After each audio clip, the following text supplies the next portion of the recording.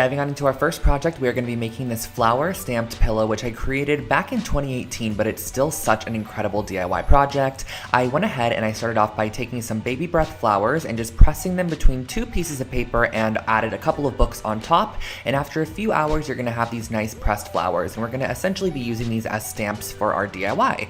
So next what I did was use a little bit of black fabric paint, and I stippled it on with a stippling brush, used a little spray bottle to spritz some water on there to almost turn it into a watercolor, and then I stamped it on the edge of my pillow as shown here, using a paper towel on top just to absorb any of that extra water. So as you can see, as you stamp it down, it creates this nice kind of watercolor stamped effect, and I created this all the way around the entire exterior of the pillow, making sure to kind of create a circular shape as I went with it, because in the end I wanted to go back with a paintbrush and some watered down paints to add an initial. This is actually based off of a pillow I saw on Anthropology that had an initial on it, and I thought it was super cute, so I wanted to create my own, and that's how this one turned out.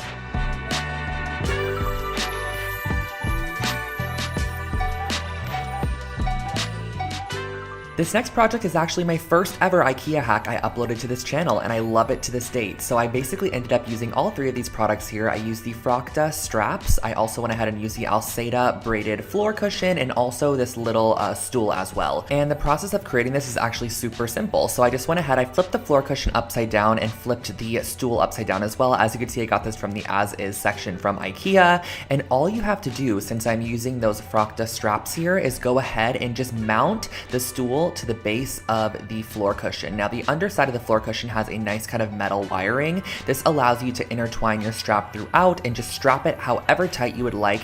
And I also love how this project is totally reversible too. So let's say in the future you don't want to use this as a side table anymore, you could simply undo the strap and you still have all of your components that you originally started out with, and that finishes off this table.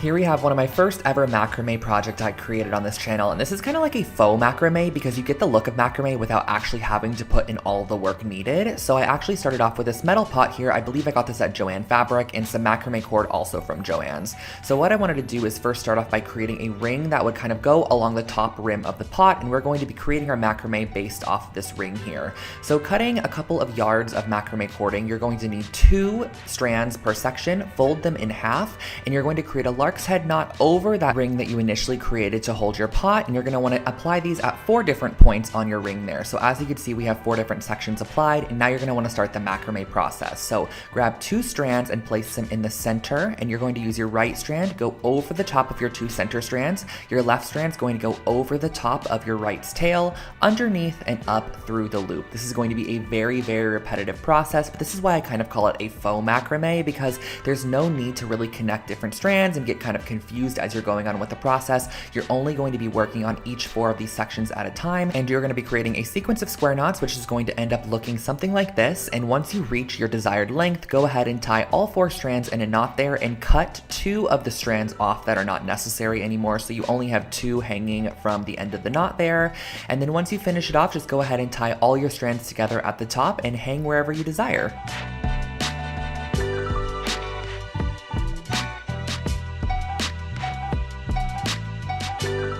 I'm a huge fan of taking Polaroid photos, but I never really know how to display them, so I figured we can create this really fun interchangeable Polaroid display. So I went ahead and used this wood sign and a couple of these bags here to create this. So the wood sign is from Michael's Craft Store. I went ahead and painted it white to start, but you could stain this, you could paint it black, however you want to go along with it. And then at the top, I went ahead and screwed in one of these little hooks here, which are traditionally used for picture hanging or hanging plants from your ceiling. And then I went ahead and grabbed my 3x4 inch bags, punched a hole in the top there, and you can slide your Polaroids inside, which really allows you to interchange them and kind of display them as you would like to. You can also add a ton of bags to this. You can have like 10 to 15 bags hanging from the hook that have lots of different Polaroids on them, so you can kind of flip through them and see all of your memories in one location.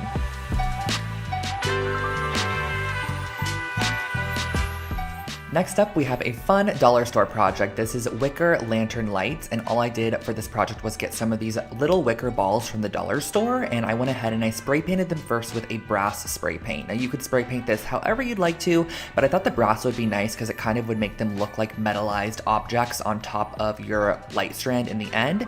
So I went ahead and sprayed these with a brass spray paint, and once I was finished with that, I went ahead and grabbed my fairy light strand. Now the best way to put this through these wicker balls is honestly to look for larger holes in the wicker. That way you can kind of string it through like a needle and thread. So I went ahead and I strung through my light strand, and I made sure that a light was positioned right in the center of each wicker ball. And once the light was in position, I went ahead and added a little bit of hot glue onto either side to hold it into place, and that finishes off your little fairy light strand.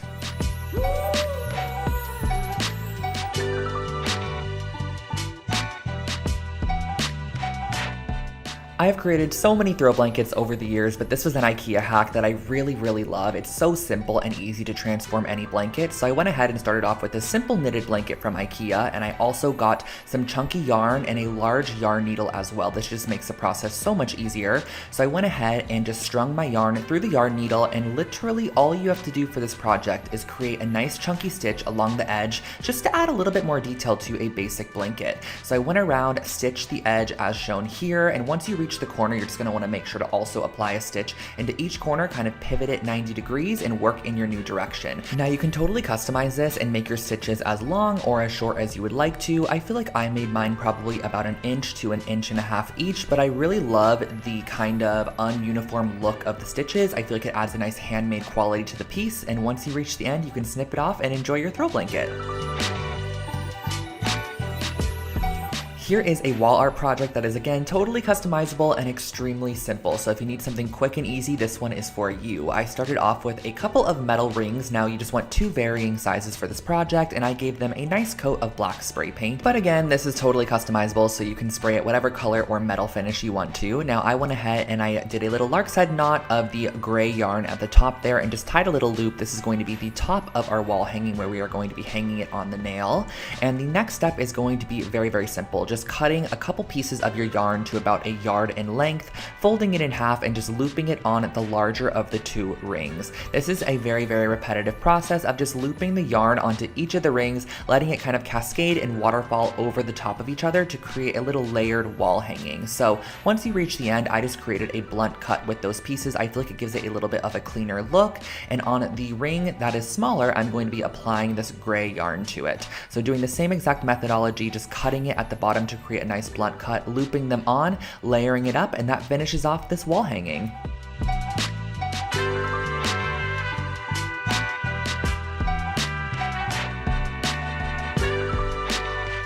I remember this copper and concrete jewelry stand being a huge hit on my channel, so I'm really excited to kind of be reliving it right now. So you're going to want to go ahead and get a couple of copper pipe pieces along with some concrete and a mold that you're going to be using for your concrete. So I just used some simple concrete mix. You guys all know that I basically suggest the pre-sifted one that comes in the 10-pound bucket. Back then though, when I was creating this project, I did not know about that. So now I do. I highly suggest that one. I went ahead and mixed up some concrete, poured it in the bottom of an oatmeal container, and then went ahead and placed one of my probably about 8-inch tall copper pipes on the inside there. You're going to want to go ahead and let that dry fully overnight so you have a nice base for your jewelry stand. The great thing about concrete is it's pretty heavy, so it's going to weight it down and allow you to apply really whatever you want to the stand. So I'm going to go ahead and just use E6000 to kind of conjoin the copper pipes together, but I went ahead and kind of placed this little T-shaped joint right there, and then I also added some E6000 on the inside to place in one of my copper pipes as well, which is going to be the crossbar. Just let this cure for a couple of hours to the next day, and that finishes off your jewelry stand.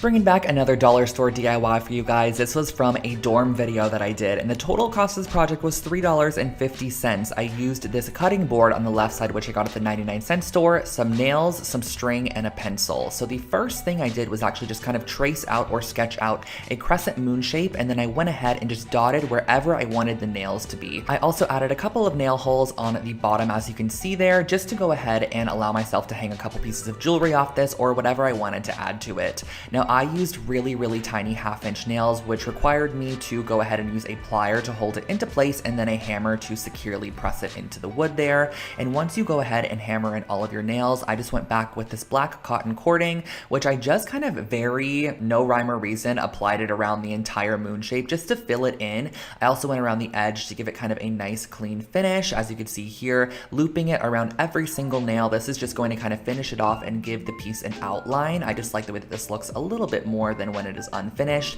and that really finishes off your jewelry hanger.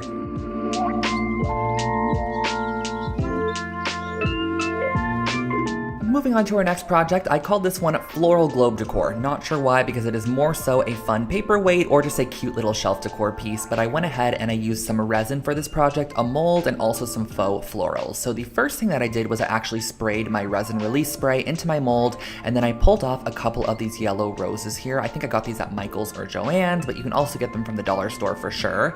So I pulled off a couple of those along with the leaves, and then you're going to want to mix up your resin. So the resin is super simple. It is equal parts of the resin and equal parts of the hardener. Just make sure to stir each one individually for about 2 minutes each, and then mix them together and stir for about 2 minutes as well. So as you can see here, I'm just mixing it up, making sure it's nice and incorporated, and then you're gonna go ahead and mix them together. So just pour one of the cups into the other one. The resin is now going to start its process of chemical reaction, I guess you could say, and you're going to pour that into your mold there. I then placed in my flowers. You could do flowers, you could do glitter, whatever you have that is small that would kind of fit inside of this resin mold would be perfect for this project. I just opted for the flowers there.